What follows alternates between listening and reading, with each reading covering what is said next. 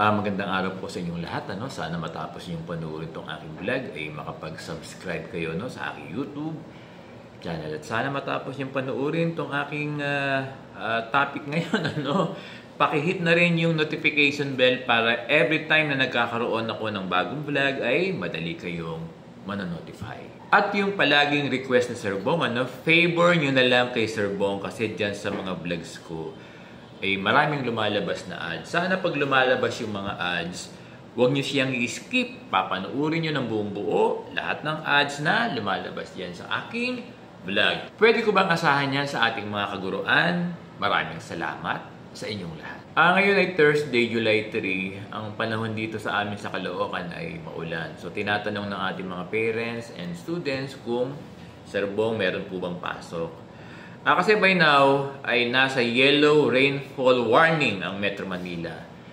Sa DepEd order kasi kapag yellow warning, ang LGU or yung ating mga respective mayor, sila yung nagdi-decide kung may suspension ng klase. Kung walang announcement ang LGU or yung ating mga mayor, tuloy lang yung regular classes. Kapag orange and red naman yung rainfall warning, automatic ito na suspended ng klase sa elementary at secondary. Ganun yun. So, puntahan na natin yung ating topic about ERF and reclassification. May guro kasi na nag-chat sa akin, ang worry niya, dun daw sa division nila, hindi na pinapayagan yung reclass or ERF.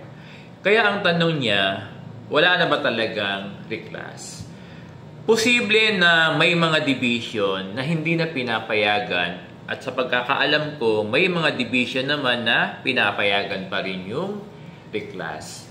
Gusto ko lang ipaliwanag bakit ang ilang division ay dinidiscourage na yung reclassification, particular yung mga teaching items like Teacher 1 and Master Teacher 1. Kaya kung ang item mo ay Teacher 1 and you apply for the reclass to either Teacher 2 or Teacher 3, kahit na ikaw ay qualified, hindi na ito pinapayagan ng inyong division or ng inyong school.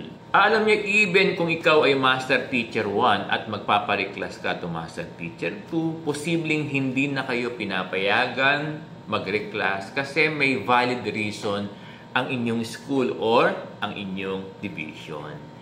Ang isang reason kung bakit nadi-deny ng region or ng DBM yung application nyo for reclass, posible kasi na sa inyong division ay marami pang unfilled vacant positions.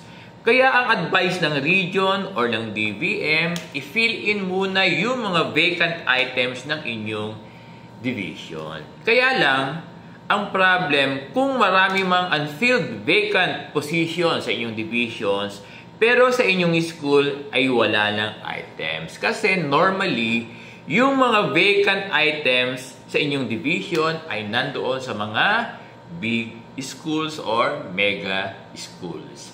Nagiget ba sa Sir Bong? Ang isa pang reason kung bakit ayaw magpa-reclass ng school or ng principal or ng inyong division, yung mga item kasi ng Teacher 1 or maging yung mga item ng Master Teacher 1, namamatay kasi or nawawala kapag nagpapareclass yung mga guro.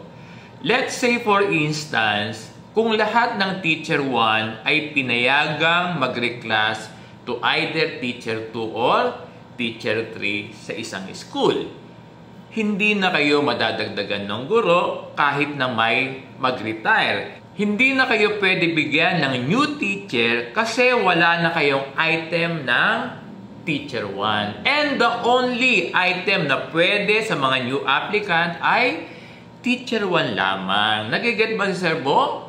At kung halimbawa sa isang division, lahat ng Teacher 1 ay pinayagang mag-reclass to either Teacher 2 or Teacher 3, hindi na pwede mag-hire ang inyong division ng new applicants na guro kasi wala ng item yung division nyo for Teacher 1. So, nagiget nyo ba yung point ni Sir Bong? Yan yung mga reasons kung bakit nadi-deny kayo mag-apply ng reclass or ERF, particular sa mga teaching positions na binabanggit natin. So, meron ba kayong natutunan sa topic natin ngayon? Maraming salamat sa inyong lahat.